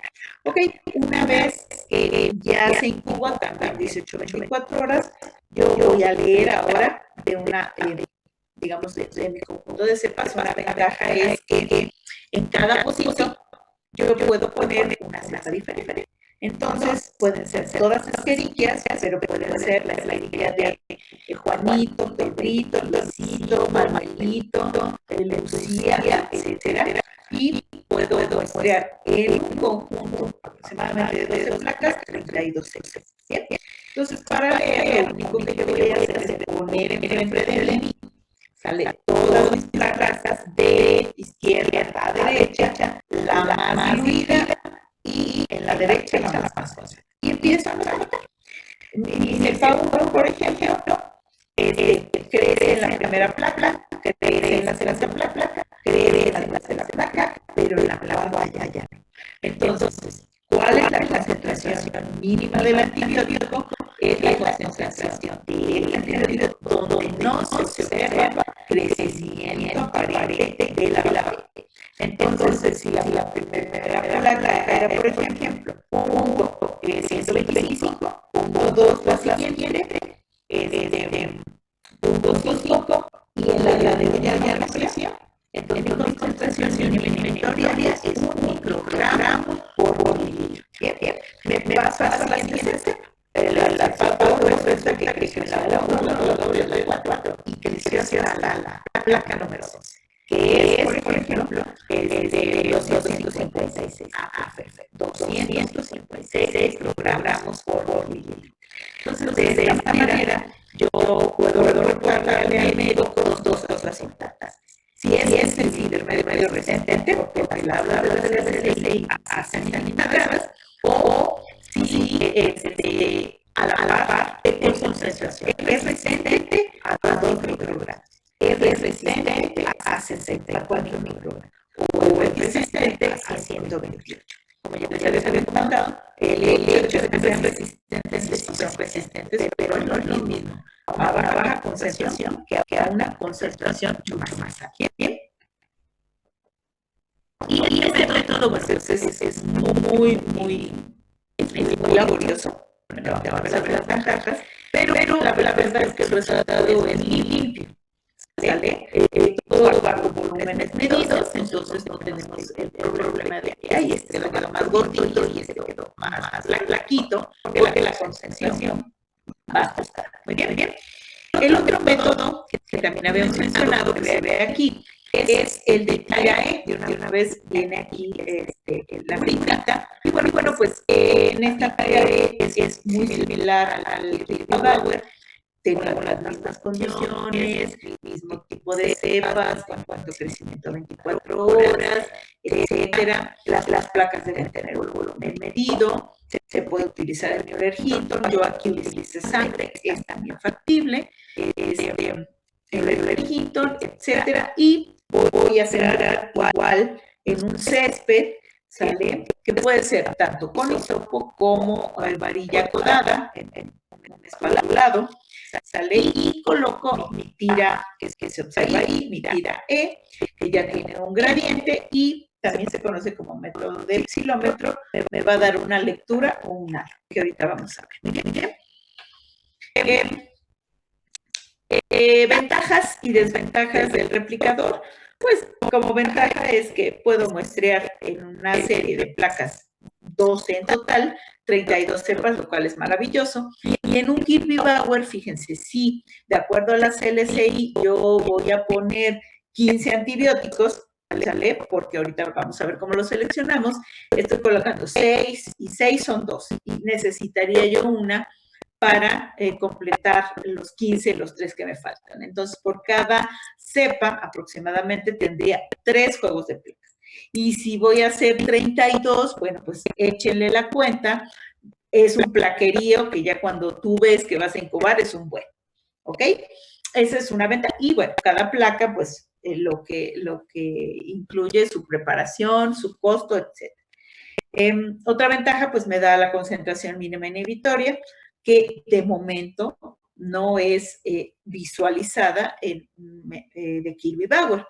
Y bueno, generalmente cuando a nosotros nos piden MIC, es porque ya del central me indican que la cepa como tal tiene resistencia a diferentes antibióticos, es multidrogoresistente, extremodrogoresistente o panresistente y tiene gran importancia, no solo por la clínica, o sea, puede ser que el paciente traiga un historial o el paciente falleció, así nos suben muchísimas cepas y nos piden corroborar la concentración mínima inhibitoria. En ocasiones mencionan que ahorita pues ya en el central, ya el automatizado les da el MIC, pero antes de 2014, que todavía utilizaban el método más tradicional, pues querían saber en este caso las características del MIC.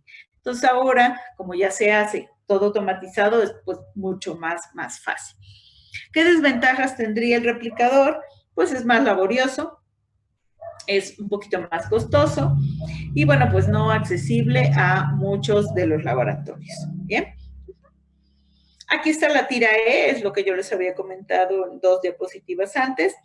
Vean, es un método rápido, igual solamente necesito hacer lo mismo que utilizo en un Kilby-Bauer, la única diferencia es que no voy a poner muchos discos, sino pues sí se restringe un poco el uso de las tiras.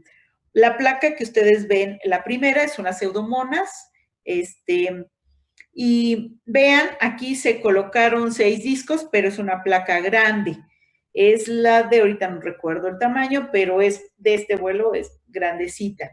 Si yo tengo, por ejemplo, la placa estándar de 100 milímetros más o menos, lo ideal sería poner 2, como se observa en la segunda figura, sale uno hacia este lado y el otro hacia el otro lado, de tal manera que los halos no queden en el mismo lado de la placa para que no se sobrepongan. Muy bien. La ventaja también de estas tiras es que ya vienen en combinación con el antibiótico solo y ya viene la tira con el inhibidor de beta-lactamasas. Entonces, vean como en la última figura sale el TZ es ¿cómo se llama? Ahorita, déjenme que me acuerde, lo tengo en la punta de la lengua. Entonces, es con y sin el antibiótico. Entonces, el resultado aquí ya nos permite inferir que nuestra bacteria está produciendo una beta-lactamasa. Entonces, de una manera rápida también determinamos la presencia de beta-lactamasas, que de otra forma tendríamos que hacerlas fenotípicas. Muy bien. El automatizado, pues, es una maravilla, lo que sea de cada quien. Y el método de microdilución también es muy, muy parecido. En el método de microdilución, lo único que yo voy a hacer es dilución de mi antibiótico en cada pocito y voy a colocar un volumen determinado de mi cepa. Y lo mismo, determino el MIC como aquel pozo en donde yo no observe el crecimiento de mi bacteria ante la presencia del antibiótico. En los métodos automatizados ya vienen las placas, también ya vienen marcadas, 3 iniciales principalmente para cada antibiótico. Y les digo, bueno, tienen ustedes que checar perfectamente. Ya hay paneles en donde les piden, porque los antibióticos van variando, si bien tienen la base, hay unos que tienen mejor biodisponibilidad en orina, otros mejor disponibilidad en sistema nervioso central y periférico, o en pulmón. Entonces les van pidiendo más o menos el tipo de aislamiento. Entonces, bueno, eso facilita mucho y de una manera relativamente rápida podemos obtener un buen resultado, que es lo que a nosotros nos interesa, que el paciente salga adelante de su problema principalmente de tipo infeccioso. Muy bien. Bueno, pues aquí tenemos, bueno, igual es especificaciones, ventajas, desventajas. Estas se las dejo para que ustedes la lean detenidamente. Pero bueno, siempre que ustedes ven un artículo donde dicen ventajas y desventajas, es imposible que los autores no estén más a favor o más en contra. Si están en contra de la técnica, pues como que son un poco más duros con las desventajas, pero si estoy a favor, con las ventajas. Entonces, siempre es importante que ustedes lean, revisen cuáles son las ventajas que dan unos y las mismas ventajas que dan otros grupos de trabajo. Y déjenme decirle, de estos artículos hay muchos muy actuales, con nuevas técnicas, casi siempre salen todos los sistemas de comparación. Muy bien, este es igual, también para el caso del método automatizado. El pero que más ponen es que es costoso, las placas todavía siguen siendo caras, sin embargo, es muy, muy rápido, no es tan laborioso de hacer, que serían, digamos así, las ventajas más importantes. Muy bien. Ok, ya hicimos susceptibilidad por el método que nos gustó, que había en el laboratorio, que me dejaron trabajar de investigación, etcétera. ¿Eso es lo único? ¿Ahí nos quedamos? No. La resistencia va más allá de hacer un Kirby-Bauer, ¿sale? ¿Por qué? Porque si bien estamos haciendo el diagnóstico, nosotros debemos de tener una vigilancia, ¿sale? Ver qué es lo que realmente nos interesa cuando sacamos resistencia. ¿Qué nos interesa? Aquí están las que por lo menos en México tienen mucha, mucha importancia, que son Staphylococcus aureus meticilino resistente, pan de cada día a nivel hospitalario. Y estoy hablando de a nivel de hospitales porque en laboratorios propiamente de los que, digamos así, particulares, para gente ambulatoria, muy pocas veces van a encontrar un Staphylococcus meticilino resistente o una cepa muy, muy resistente. ¿Por qué? Porque son cepas de comunidad. Sale una ventaja que tienen las bacterias y desventaja para nosotros es que en el ambiente hospitalario siempre hay de todo en todo lugar. En las casas también. Sin embargo, las bacterias hospitalarias, muchas van retadas. ¿Contra qué? Contra desinfectantes de las diferentes secciones, todas sustancias que utilizamos para limpiar pisos. Tarde o temprano generan resistencia. Hay comunidades. Es muy fácil que una esquina en un quirófano sale un acúmulo de bacterias y todas enterobacterias, si bien va, o si no, tengamos también toco gram positivo o algunas gram negativos, catalasas positivo, etcétera, y oxidasas positivo. Entonces, es una comunidad en donde la relación que tienen es mucho más estrecha. Entonces, ¿qué nos llama la atención en un hospital? Aquí les estoy mencionando para el Hospital Infantil de México, ¿qué es lo que le aqueja mucho más a los niños? Los estafilococo meticilino resistentes que están asociados principalmente a las bacteremias asociadas a ventilador. Vemos una bacteremia asociada a ventilación mecánica, casi como profetas, podemos decir, hay un estafilococo meticilino resistente.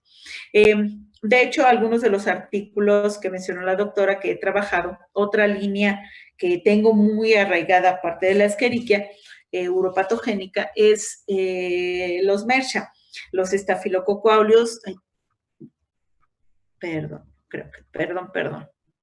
meticilino resistente. Muy bien, ¿qué más nos interesa? Enterococos vancomicina resistentes. Enterococos, si ustedes se dan a la tarea de preguntar, resulta que el hospital infantil, hubo una temporada, ahorita ha disminuido un poco con pandemia, le decían el infiernil. ¿Por qué el infiernil? No porque los investigadores o los doctores seamos malos, abusivos y golpeadores.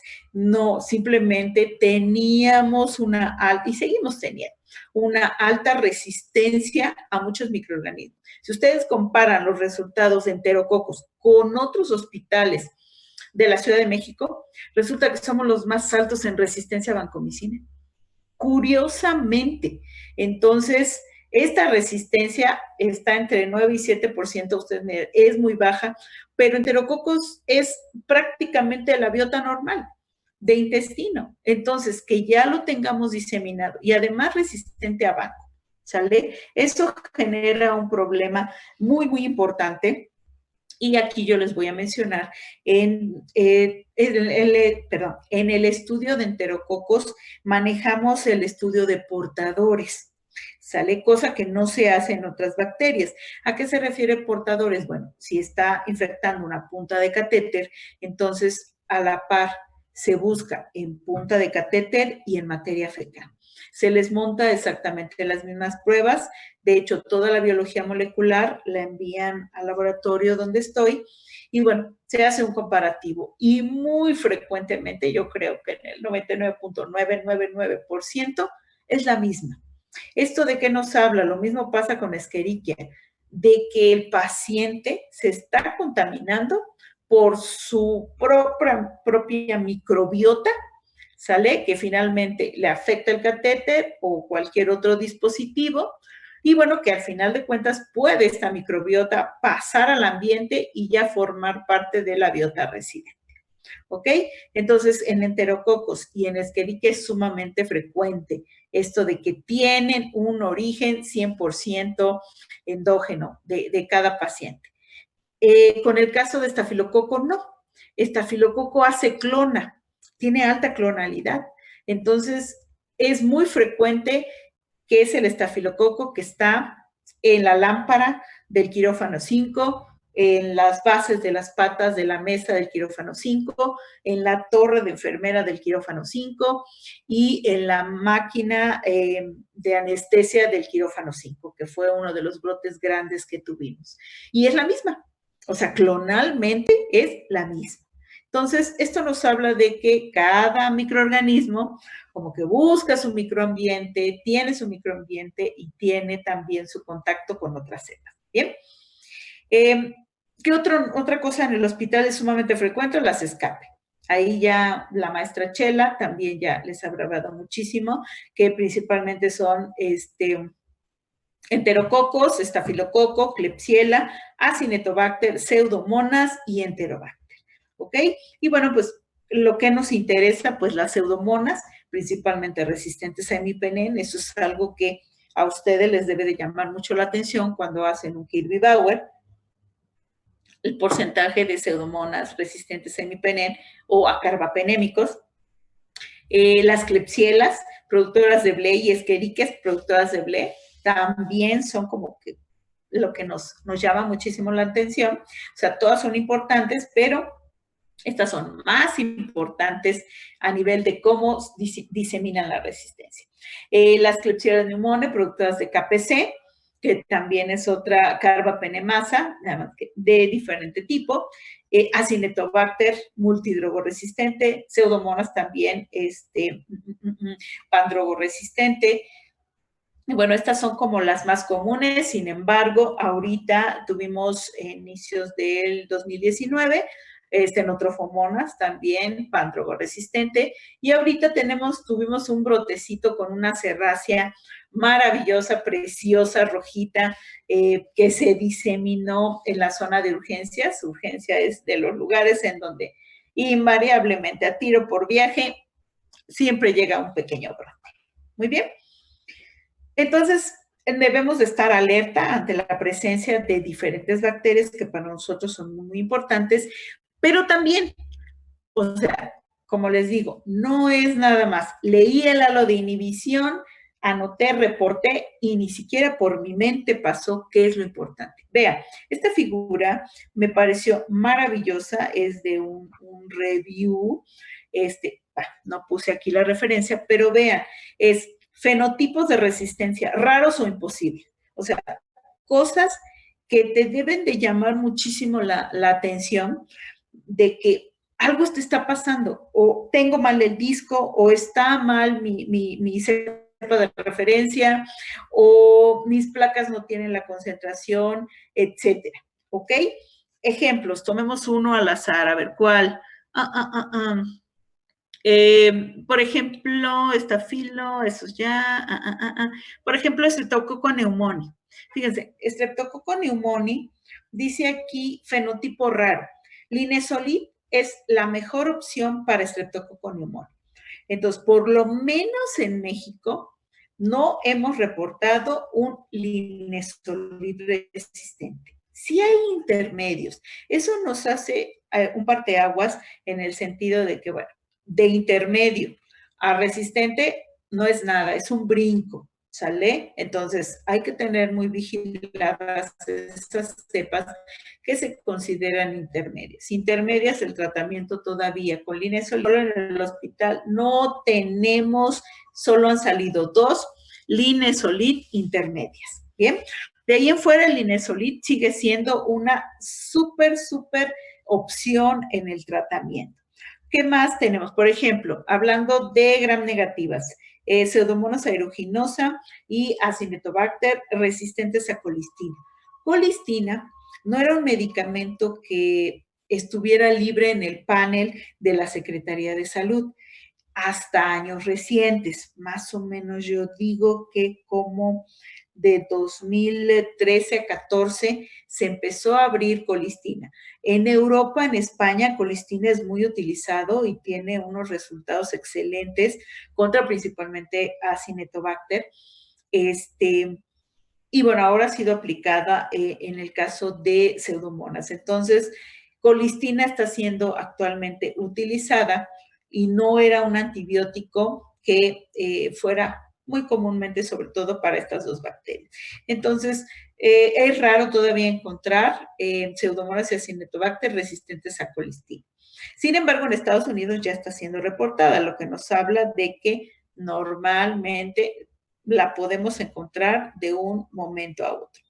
¿Qué más? Por ejemplo, Staphylococcus aureus. La oxacilina. Quedamos que la oxacilina era lo que nosotros nos evaluaba si era meticilina resistente o no, tanto oxacilina como cefoxipina. Entonces, bueno, ya actualmente la oxacilina no es como la mejor opción, sino meter las 2, porque una me está dando resistencia, puede ser por engrosamiento de membrana, y la siguiente por cassette cromosomal de tipo MEC. Bien, la vancomicina también en Staphy. En México no tenemos así una vancomicina resistente. Tenemos lo que se conocen como cepas heterovisa, es decir, vancomicina intermedio, y hetero porque se pueden comportar entre sensibles e intermedios. O sea, no tenemos una propiamente resistente. ¿Sale? Entonces, sin embargo, a nivel mundial, si ustedes son curiosos y revisan, o por lo menos en Estados Unidos, están identificadas 16 cepas de estafilococo banco-resistente. Desde un punto de vista, usted me dirá, no es nada, pues sí, 16 no es nada, pero viendo que la vancomicina para Staphy es la mejor opción en enfermedad invasiva por Staphy, 16 es mucho. Significa que en cualquier momento podemos aumentar esa característica. En México todavía no tenemos bancos resistentes en Staphylococcus aureus, pero es de lo que nosotros debemos de tener muy presente. Bien, ¿qué más tenemos aquí? Resistencia, por ejemplo, aquí van variando el antibiótico y cómo se comportan la resistencia en diferentes tipos de microorganismos, ¿sale? Y bueno, pues cosas que te deben de llamar muchísimo la atención. También se las dejo para que ustedes les echen un ojo. Y bueno, ya en esta última parte es, ¿qué hago con la CLSI? Es platicarles un poquito. La CLSI, y bueno, la maestra Chela tuvo a bien ya enviarme la versión 2021 y eso así como que maestra, cada vez que me la envía es como un regalo de Navidad anticipado, porque ese tipo de archivos y de información para mí es revitalizante y es maravillosa, porque eso me dice que puede estar actualizada en muchísimas cosas, ¿bien? Aquí yo nada más les traje un ejemplo, esta es la versión 2018, porque no actualicé todavía la otra, pero en general, a partir del 18, se ha manejado muy parecida, no ha habido cambios muy sustanciales, que sí hay con las versiones 12, 14, etcétera. Entonces, ¿qué partes importantes ustedes pueden ver en las LCI? Bueno, primeramente, sale dentro de las primeras páginas, ustedes van a ver una disposición de diversos antimicrobianos, ¿sale? Y desde cuándo han sido incluidos en las LCI. Entonces, por ejemplo, tenemos piperacina tazobactam, que desde 2018 ya está incluida dentro de los paneles, ya tiene una buena temporada, ¿sale? Pero hay otras que son mucho más recientes. Miren, por ejemplo, colistina. Colistina no estaba hasta 2017. Antes del 17 no se mencionaba colistina para el tratamiento, sobre todo de Acinetobacter y Pseudomonas. Muy bien. Entonces, esta tabla ayuda muchísimo para tener una idea de cuándo se fueron incluyendo diferentes antibióticos. Aquí tenemos, por ejemplo, el caso de Staphylococcus aureus, la dalbavacina o dalbavacin, que es de 2018 para acá. Es un antibiótico relativamente nuevo, a pesar de que está en las LCI, sí les puedo decir que dentro del panel de hospitales todavía no es utilizado este antibiótico. Entonces, si bien ya está incluido en 2018, eso quiere decir que puede ser disponible y que va a depender de digamos, los sistemas de salud el que lo incluyan o no en determinada región. Bien, esto es lo que observamos en esta.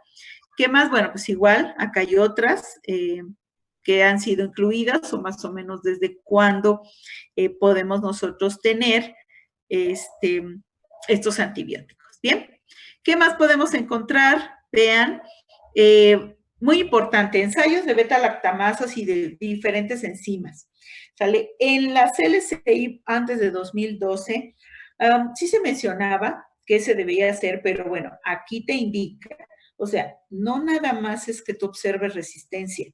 Ya hice mi Kirby, se lo reporté al doctor, me dedico a ver y hacer otras cosas. No, tu obligación o el laboratorio de resistencia es identificar, de acuerdo a los resultados, si alguna de tus cepas puede ser productora de una beta-lactamasa. Y entonces, en las nuevas LCI ya vienen bien establecidas los métodos que pueden ser utilizados como las beta-lactamasas de espectro extendido, principalmente en qué tipo de microorganismos, es la segunda columna, el tipo en este caso de estudio más recomendado, en ocasiones se habla de dilución en caldo, en otras se utilizan los ensayos ya comerciales como el CARBA-NP, que ya se venden los kits y son más o menos de tipo colorimétrico. Entonces, tú puedes seleccionar cuál es la mejor opción de acuerdo a si tienes o no la presencia de beta-lactamasas. Entonces, todo laboratorio de microbiología debe de hacer búsqueda de beta-lactamasas. Muy bien. Perfecto. Ajá. Ahora, la pregunta que desde el inicio a lo mejor se están preguntando, bueno, ¿qué antibiótico utilizo? ¿Cómo lo busco? ¿Cuál me sirve? ¿Cuál no me sirve? Etcétera. Tengo que saberme toda la resistencia. Bueno, si bien ustedes como microbiólogos deben de saber en su entorno donde les toque trabajar, ¿cuál es, digamos, el tipo de microorganismos que son altamente recuperables de diferentes infecciones? Entonces, eso ya les va a dar una idea de hacia dónde va el laboratorio. Si bien, a lo mejor, yo trabajo nada más la consulta externa en una clínica del IMSS y solamente llegan pacientes citados de consulta familiar. Entonces, ¿qué es lo que va a encontrar? Muy probablemente infección de tracto urinario que expande cada día, muy probablemente una infección, por ejemplo, de oído en un ancianito, sale muy probablemente una faringoamigdalitis o una faringitis en el caso de los niños, tal vez una enfermedad respiratoria sencilla, secundaria a un resfriado. Entonces, la cantidad de bacterias muy resistentes, pues no va a ser sumamente frecuente. Bien, pero si yo trabajo en un hospital de tercer nivel, en donde tengo paciente oncológico con enfermedades en órganos específicos, crónico-degenerativos, aparte hacen cirugía, hospitalización, transfusiones, hay zona de hemodiálisis para paciente nefrotóxico, entonces la cantidad de bacterias y el tipo de resistencia va a ser mucho más alta. Entonces, por lo menos debo de saber hacia dónde va la resistencia que yo observo. Y en base a eso, esta tablita, que les digo, esta es del 2018, pero también aplica, ¿sale?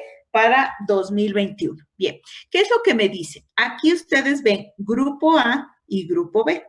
Entonces, son los antibióticos sugeridos y que deben de ser ensayados de acuerdo a los microorganismos.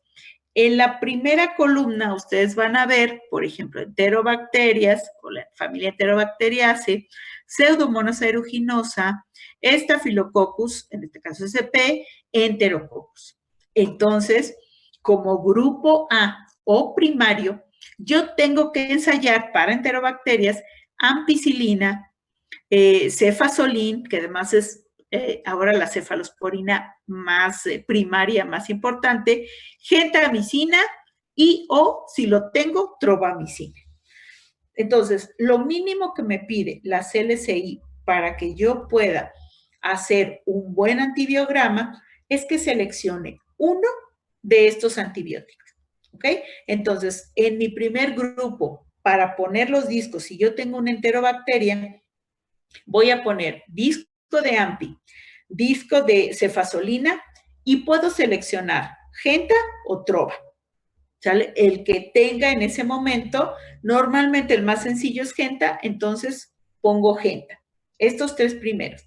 Después me paso al siguiente grupo, dice grupo B o secundarios. Y entonces aquí cada una de las separaciones es una familia de antibióticos. Aquí me dice que puedo poner amicacina, puedo utilizar alguna cefalosporina de primera y de segunda generación.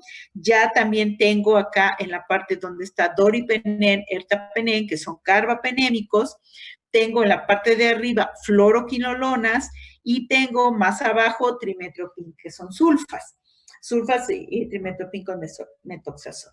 Entonces, ¿qué debo de poner? Bueno, se sugiere por lo menos un antibiótico. Fíjense, aquí me está marcando que yo voy a poner amicacina y arriba me está diciendo Genta. El antibiótico, en este caso el aminoglucósido más sencillo es Genta, pero yo tengo que colocar uno de siguiente o segunda generación. En este caso sería Amica. ¿Sale? Entonces, es una combinación. Puede ser que sea resistente a Genta, que es la primera generación, pero sensible a Mica, que es la segunda. Entonces, yo puedo dar un diagnóstico certero. Bien, ¿qué pasa en la primera? Fíjense, para enterobacterias tenemos ampicilina, ¿ok?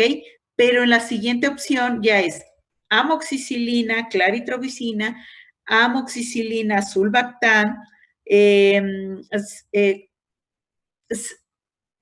ceftacidime, avibactam, piperacinatazo, etcétera. Es decir, es un antibiótico betalactámico con un inhibidor de betalactamasas. ¿Por qué?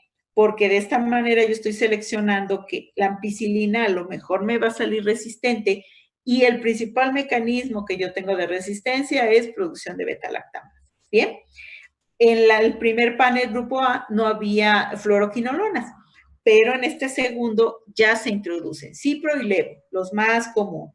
Doctora Sarita, les damos 5 minutos a los chicos para que te puedan preguntar, porque ¿sí? Van a dar las 10 y tienen clase después de nosotros. ¡Ay, no me digan! Sí, te vamos a tener que invitar a la segunda ronda. Sí, porque me había dicho que era 10:30. No, su clase es de 7, bueno, realmente su clase es de 8 a 10.